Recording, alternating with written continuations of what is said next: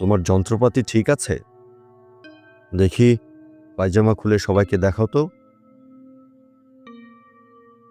Sir, কি বললেন?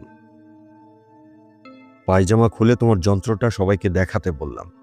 ঝটপট করো, দেরি করবে না, আমার হাতে সময় বেশি নেই।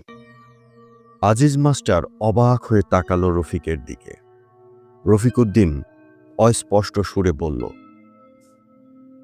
খুলে ফেলেন ভাই, বেটা ছেলেদের মধ্যে আবার লজ্জা কি? খুলে ফেলেন, স্যার রাগ করছেন।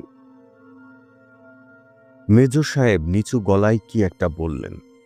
একজন এসে হ্যাচকা টানে আজিজ মাস্টারের পায়জামা নামিয়ে ফেলল। মেজর সাহেব বললেন, জামাটাও খুলে নাও। আজিজ মাস্টার দু হাতে তার লজ্জা ঢাকার চেষ্টা করতে লাগলো। একটা মৃদু হাসির গুঞ্জন উঠল চারদিকে।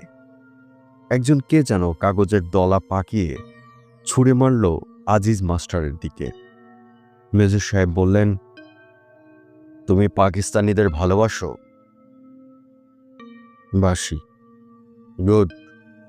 পাকিস্তানি মিলিটারিদের ভালোবাসো? জি স্যার।